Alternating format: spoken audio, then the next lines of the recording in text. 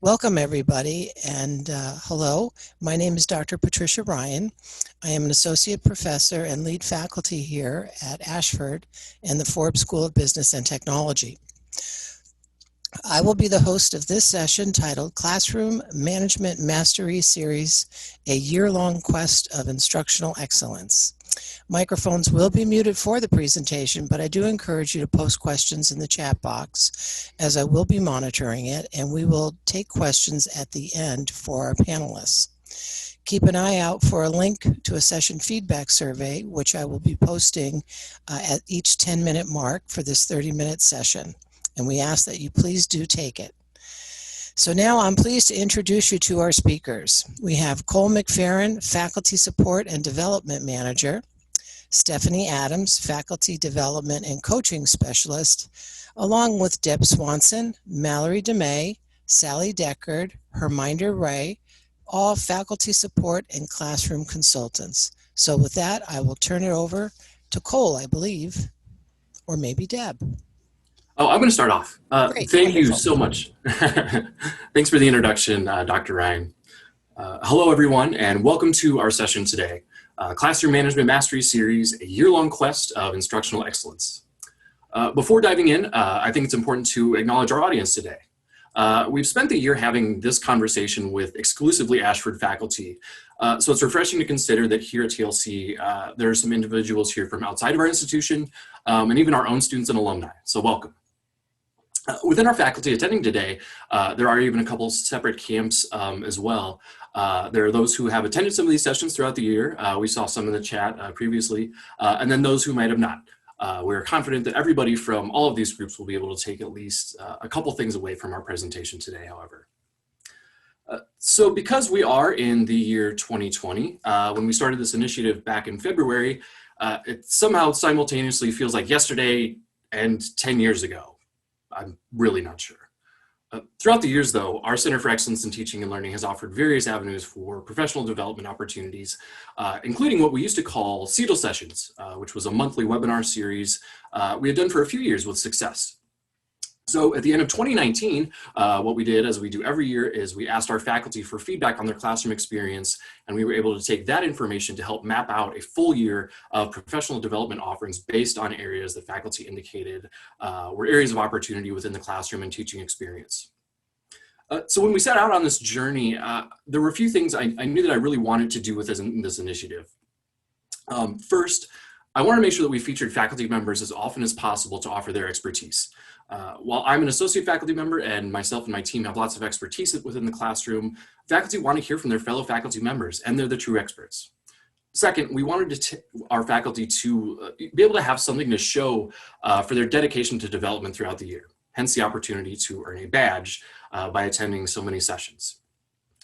The third, we could tell from our 2019 survey that we wanted to focus both on some technical efficiencies within the classroom and also dive into best practices as well, taking a two-pronged approach.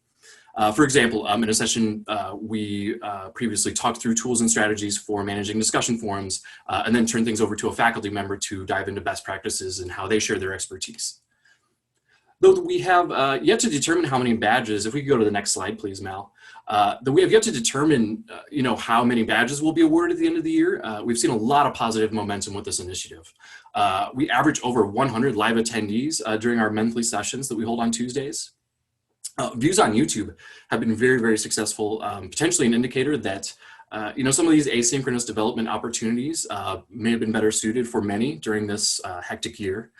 And then lastly, in order to qualify for the badge at the end of the year, faculty not only have to watch these sessions or a recording, but also submit a brief reflection as to how they can implement something new in their teaching. For our presentation today, my fantastic team of faculty support and development coaches and consultants have gone through every reflection submitted and will be highlighting the biggest faculty takeaways from each session. I jokingly told my team when we were planning for this session that I want it to be like our greatest hits album, and I think we achieved it. So if you attended any of these sessions earlier this year, it'll be a nice walk down memory lane. If you haven't attended any yet, hopefully a couple will pique your interest for future viewing. We'll be posting a link to an infographic shortly with links to all the sessions that we'll be talking about today as well. So with that, I would like to turn things over to my team, starting with Herminder Wray. Thanks, Cole.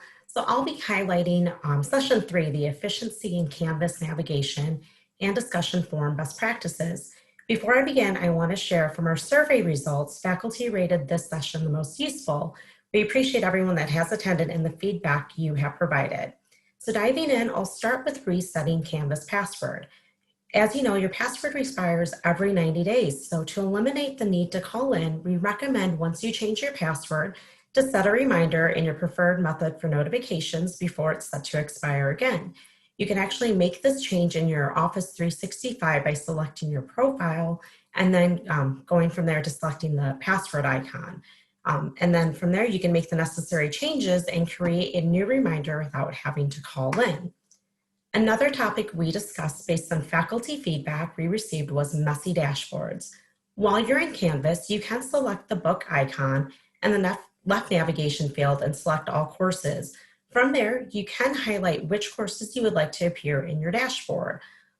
Also, while you're in your dashboard, you can hover over the course, which will allow an edit feature to appear, and you can make additional changes such as rearranging the order of how you would like your courses to appear. The next recommendation we had shared was exporting your gradebook. You may want an exported copy for various reasons. Perhaps you find this beneficial to keep track of which students respond to you during the learning weeks and how many you responded to throughout the class. You may also want an exported gradebook to manage how your students are progressing in your class. Moving on to the discussion forums, we shared that you have the option to expand and collapse the forum. This is available within each discussion. This might be helpful for you to see how many have posted their initial discussion by collapsing the whole forum, or if you just want to view a specific thread. Another way to view a student's entry is utilizing the search bar. This will allow you to see what the student has posted. However, it will not allow you visibility to the content around that post. So one option is to just do Control F and search the page by searching the student's name. One last highlight is the discussion, in discussions is manually selecting which posts you have read. To enable this feature, you will need to go into your discussions tab in the left navigation field and select the year icon. You will have an option to manually mark your posts as read. You may want to enable this feature to keep track of which students you have replied to. Lastly, I want to mention our guest speaker, Deborah Carpenter, who shared a wonderful presentation during the session. If you have an opportunity, we encourage you to attend her TLC session tomorrow afternoon. She will be presenting the Eyes Have It, a 3-stage process to foster classroom collaboration. If you'd like to review these highlights in depth, please check out session 3. If you need further assistance, please reach out to your Signalz support representative, as we're always happy to walk you through any questions you may have. Now I'll turn this over to Deb. Thank you, Herminder. Hello, everyone. As we move into our next session of leveraging the classroom to support student success, I want to touch upon the topic of IFF, which is Inspire for Faculty. It rolled out in 2018, and before we retired it, we sent out collectively 775,000 outreaches that went out to students directly. This tool also had a library of templates and resources to ensure that we were effectively communicating with students, and it provided a great overview of student performance. Obviously, before we retired it, IFF met its goals and objectives, which were to encourage instructors to continue to communicate effectively with students. Dr. Alan Belcher shared his data on the research of the value of this communication piece and how it could be used to enhance the learning environment. It was determined that individualized communication is highly beneficial to students as it helps them stay engaged and focused on success. Now I will move on to Signalz. This is our current communication tool. It officially rolled out in August of 2020. It replaced IFF as a classroom communication tool. To date, more than 50,000 messages have been sent to students. It has many benefits and features, including the ability to be able to search by student name, viewing assignments, looking at their performance, looking to see if students are missing assignments. You can look at their performance in the classroom, plus you have the ability to attach files, and there's much, much more. In this session, Dr. Dan shared his thoughts on how Signalz can be utilized as a new predictor of student success. As educators, we know how important this information is as we manage our classrooms. In addition, there have been more recent updates to Signalz, and these were triggered by instructor input. The tool now has many more components to measure student performance. The goal is for faculty to use this tool to build relationships with students. You can acknowledge key performers and provide guidance to those students who are struggling. There is detailed data available to help instructors gauge what type of support each student needs and seeks. The year-long quest continued with a session on civil discourse. This was led by a panel of guest speakers. One key takeaway is that the individuals we see reminded us that we all see things differently. We do not view the world in the same way. We are reminded that there are labels and biases and perceptions in and out of the classroom and the workplace. We have all witnessed hurtful behaviors, and it comes in many forms, including different types of verbiage. In the discussion, this panel encouraged us to promote and practice critical thinking when it comes to addressing challenging or sensitive topics. In addition, we should look at things such as, what is happening in our classroom, what is happening in our world, to gain a better perspective and a comprehensive and holistic understanding of how we can approach these subjects with our students. This leads to being better prepared to de-escalate situations that may occur. Now I will turn this over to Sally Deckard. Thank you so much, Deb. Our March session involved instructional best practices and new classroom technology, and we were joined by Dr. James Moore from the Forbes School.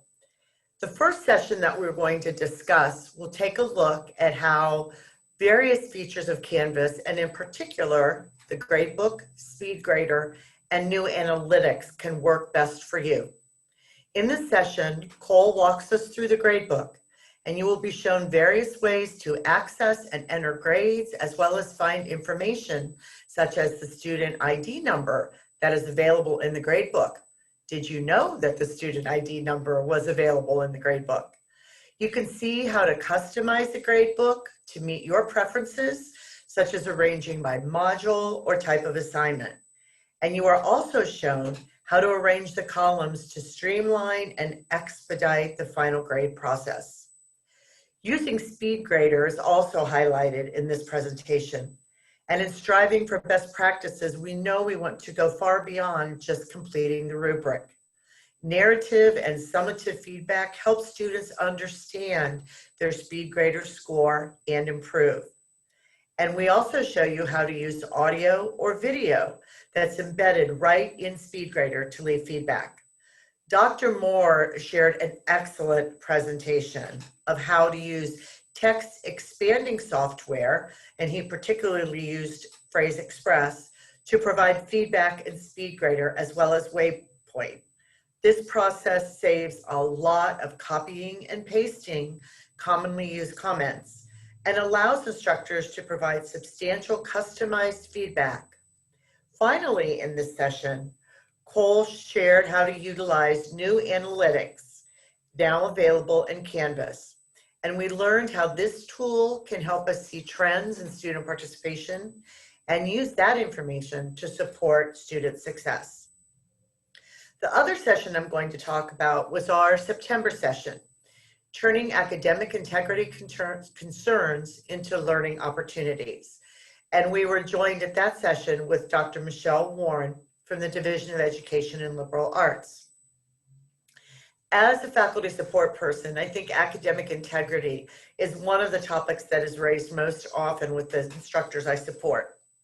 In our September session, we took a deep dive into this topic with the help of Dr. Warren, who really has been instrumental over the years in helping us evolve in the way that we understand and address this topic. In this session, we learned more about the Ashford culture with regard to this issue and explored how to take the issue of academic integrity and turn them into teachable moments rather than just opportunities to be punitive. Dr. Warren shares guidance on how to communicate with students around these difficult issues in a manner that will encourage their understanding and their development of appropriate academic practices. Having worked in academic integrity at Ashford, Cole helped us unlock the mysteries of the Turnitin report and how to interpret and utilize the report most effectively.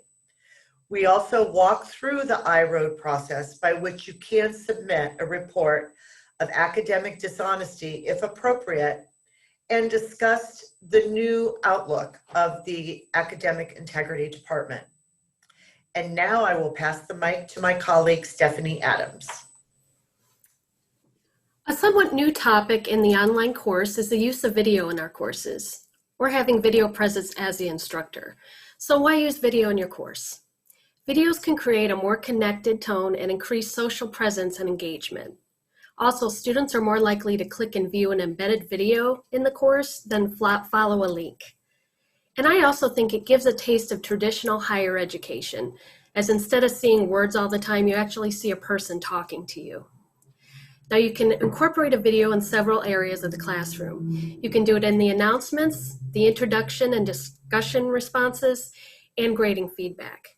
Now I would say my advice, if you're new to giving or doing video for your courses, or you're hesitant in doing a video, introduction response videos are probably the easiest way to start. You're just talking to the students. It also establishes a connection with the students right away, and it gives the student a face to the name of the instructor. Announcements is also a popular place to use video, as you can use it for a lecture, but you can also just use it for a quick heads up, or a quick update, or a tip, or even just a hello and goodbye. As far as length, I wouldn't go longer than 6 minutes. There have been studies on attention span, and if you go more than 5 or 6 minutes, you start to lose people. So try to keep your videos on the short end. If you do those introduction responses like I mentioned, they can be less than a minute. As far as background, don't overthink it. Use common sense. You might want to check your lighting and your noises, but don't overthink what's behind you. You can be conversational in your videos. You don't have to be formal. In fact, there's been studies on that too. Students actually prefer a conversational type of tone more than just a formal one. So don't be afraid to add your human experiences with your students in your videos. Videos really can be simple. Just be yourself. It's okay to make mistakes, to stumble a little, have a distraction, like if a cat walks through or something, it's okay. They probably want to see the cat anyway. So don't worry, don't sweat it. Now there is a native Canvas video recorder in the course in all the areas I mentioned before. You just push a button, it records, and it's already up. You just let it load and then it's uploaded. Now if you check out session number 4, video presence, we go more into detail on that. We also go into a lot more detail on video tools outside of Canvas. Michelle Rosser-Majors is the go-to on that. She goes through all of these in extensive detail. So if you're interested, check out session 4. Some of the examples are Screencast-O-Matic, Giphy, Animoto, and YouTube. And for sake of time, I'm not going to go into it, but check out the session. So if you haven't given video a try, give it a try. Even if you do baby steps, it's a start, and you just need to find what works for you. That's really the key. Go ahead and switch the slide. Comprehensive written assignment feedback includes 3 things: a completed rubric, in-text comments, and summarized feedback. Each of these 3 areas are essential and serve a specific purpose and give the most impactful and well-rounded feedback to the student. Now, why is feedback in Waypoint important? Students value the feedback from instructors. We see this time and again in survey scores. It's also one of the most crucial ways we interact and engage with students throughout the course. Now, in terms of how we give feedback, there's the rubric. Now, did you know you can edit the rubric? You can. You can edit the numeric score, the observation feedback, and the additional feedback. So if you want the rubric to be more of your words, feel free to go in and edit. Now, as far as in-text comments, you can use the universal and personal comment libraries. Those are great for time management. We all like that. Those have built-in comments that are suggested for you when you type a word into the comment area. It's nice because you don't have to type manually each time. Now, the universal comment library has suggested comments made from the assessment team already in there. The personal comment library are comments that you create and then save into the comment library. And it puts a little bit more of you in the feedback. And like I said, it's great for time management. Now, as far as summarized feedback, the bare bones: highlight a specific strength, an area of opportunity, and give resources for further reading. Just think, what would you want a student to take away if they didn't read anything else? You can also use this area to encourage the student to read the in-text comments or to tell them how to get to them. And don't forget to use the student's first name in your feedback. Now, if you'd like more information on how the Learning Assessment Team uses Waypoint data, please check out session number 8, Impactful Assignment Feedback and Assessment through Waypoint Outcomes. The guest speakers, Tricia Lauer and Nikki Perry, cover this in extensive detail in this session. So if you're interested, please go check it out. Cole? Great, thanks so much, Steph and team. That was a nice walk down memory lane. It's crazy to think about how many topics we've covered, throughout the year, how many faculty guests we've had come in and speak. It's really, really a lot. But to close today, I'm really excited to announce the launch of our 2020 Classroom Experience Satisfaction Survey. We do this every year. We're really excited for this year in particular. I'll be posting a link in the chat here. And we'll be advertising it in various locations over the next couple of weeks. So if you don't catch it here, you'll see it in our digest. We'll do a Canvas announcement as well. You'll see it here over the next couple of weeks. If you're an Ashford faculty member, I do really please encourage you to take some time to complete this evaluation for us, as it not only helps to guide our developmental work in the Center for Excellence in Teaching and Learning, but also the classroom enhancements that you see throughout the year.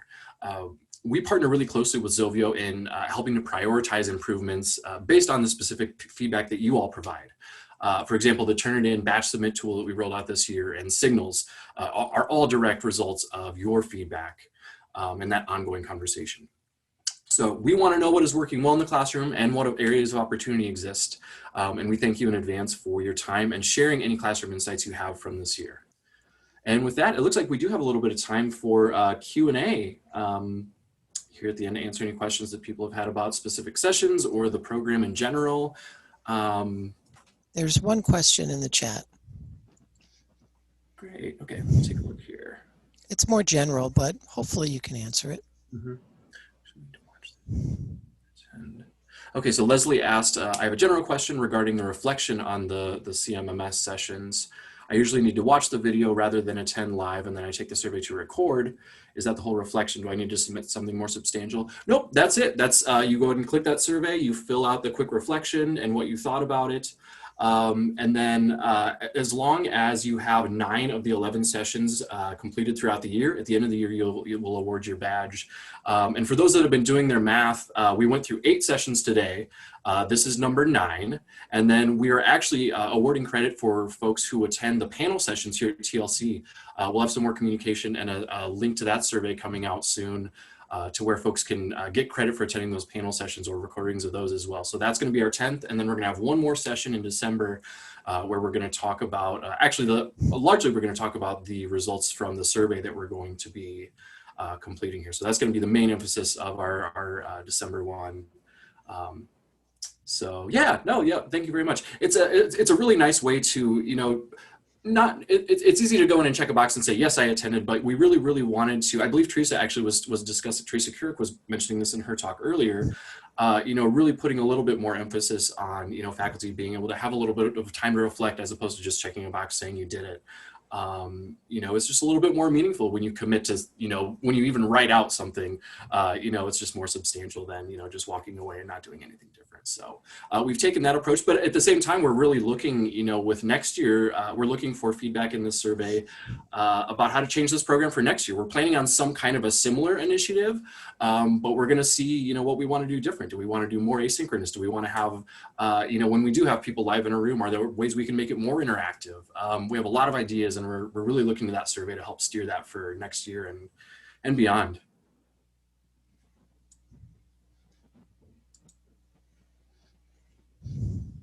Great, any other questions or thoughts?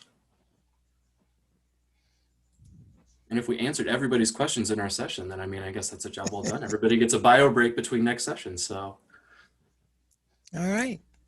Well, thank you, Cole, Stephanie, Deb, Mallory, Salary, and Herminder. And thank you all for participating in today's session. We hope that you will take a moment to complete the brief survey that I posted several times in the chat during this session. So please do so, as it helps us improve even more than we already are. And we do encourage you to attend the next featured presentation, which is from Diana Bogan, and it's titled Leveraging an Online Space to create an employee experience with your host, Kim Tamaris, which is going to take place immediately following this session at 12:30. So thank you, everybody. Enjoy the rest of TLC, and we'll see you next year.